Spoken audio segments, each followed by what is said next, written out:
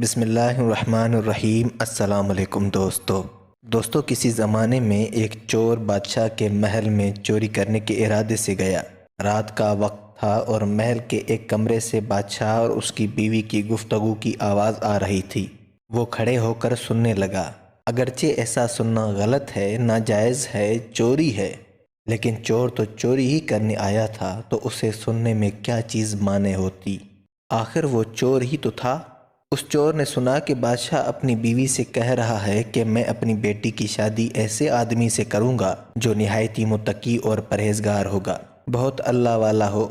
جب چور یہ بات سن رہا تھا تو اس کے دل میں خیال آیا کہ کیوں نہ میں کچھ ایسا بن کر دکھاؤں کہ بادشاہ میرے ہی ساتھ شہزادی کی شادی کرا دے۔ دل میں ایک حرص پیدا ہو گئی۔ اب وہ چوری کرنا تو بھول گیا، لیکن دھوکہ دینے پر اتر آیا۔ گھر جا کر بہت دیر تک سوچنے لگا کہ کس طرح میں اس بات میں کامیاب ہو سکتا ہوں۔ پھر ایک تدبیر اس کی سمجھ میں آئی کہ بادشاہ کے محل کے قریب ایک مسجد ہے، اس میں جا کر بزرگانہ لباس پہن کر اور ان کی وضاحت اختیار کر کے وہاں دن رات عبادت میں مشغول ہو کر بیٹھ جاؤں تو شاید یہ بات بادشاہ تک ضرور پہنچے گی کہ کوئی آدمی یہاں ایسا ہے، متقی پرہیزگار ہے، جو دن رات اللہ کی عبادت میں مصروف ہے۔ تو ہو سکتا ہے کہ بادشاہ کی نگاہ میرے اوپر پڑ جائے اور میں شہزادی سے شادی کے لیے چن لیا جاؤں۔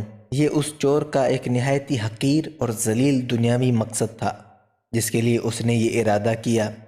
پھر اس نے اپنے پروگرام کے مطابق بزرگانہ لباس و پوشاک وضاحت اختیار کر کے اس مسجد میں جا کر نمازوں پر نمازیں، ذکر و تلاوت، مراقبہ سب شروع کر لیا۔ دن گزرتے رہے اور لوگوں میں شہرت ہوتی گئی کہ کوئی اللہ والے بہت بڑے ولی یہاں آ گئے ہیں جو دن رات عبادت کرتے ہیں۔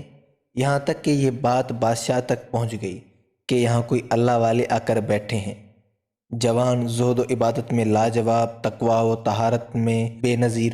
جب بادشاہ کو یہ بات معلوم ہوئی تو انہوں نے اپنے ارادے کے مطابق غور و فکر شروع کر دیا کہ شہزادی کے متعلق جو سوچا تھا اس کے لیے اسی کا انتخاب کیوں نہ کر لیا جائے۔ بادشاہ نے اس سلسلے میں گفتگو کے لیے اپنے وزیر کو بھیجا۔ وزیر اس شخص کے پاس مسجد پہنچا اور باادب ہو کر اس سے کہا کہ میں آپ کی خدمت میں بادشاہ کی طرف سے ایک پیغام لے کر آیا ہوں۔ اس نے پوچھا کہ کیا پیغام ہے؟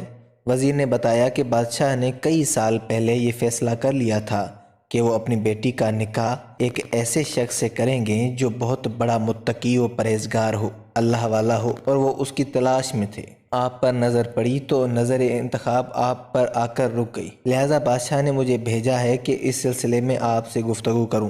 یہ شخص جو دراصل اسی تمنا و آرزو میں یہاں آ کر بیٹھا تھا بہت دیر تک وزیر کی گفتگو سنتا رہا۔ اس کے بعد اس کی آنکھوں سے آنسو جاری ہو گئے۔ وزیر نے پوچھا کہ کیا بات ہے؟ تو کہنے لگا کہ آج جو پیغام لے کر آپ آئے ہیں یہ پیغام مجھے منظور نہیں۔ وزیر نے کہا کہ کیوں منظور نہیں؟ اس شخص نے کہا کہ دیکھیے، میں صاف صاف بات آپ کو بتاتا ہوں کہ میں اصل میں ایک چور تھا اور ایک مرتبہ بادشاہ کے محل میں چوری کے ارادے سے گیا تھا۔ پھر جو کچھ بھی ہوا اس کو سنایا اور اس کے بعد اس چور نے کہا کہ میں نے تو یہ وضاحت اسی حرص کی وجہ سے اختیار کی تھی، لیکن میں یہاں آ کر بیٹھا تو میرے خدا نے مجھے اپنا بنا لیا۔ اب بس اس کے بعد مجھے اور کسی کی ضرورت نہیں، میرے لیے میرا خدا کافی ہے۔ بے شک جب عبادت عبادت ہو جائے، نماز نماز ہو جائے، ذکر ذکر ہو جائے اور ہماری دیگر عبادتیں واقعی عبادتیں ہو جائیں تو بے شک یہ نمازیں اور عبادتیں انسان کو برائیوں سے روکتی ہیں۔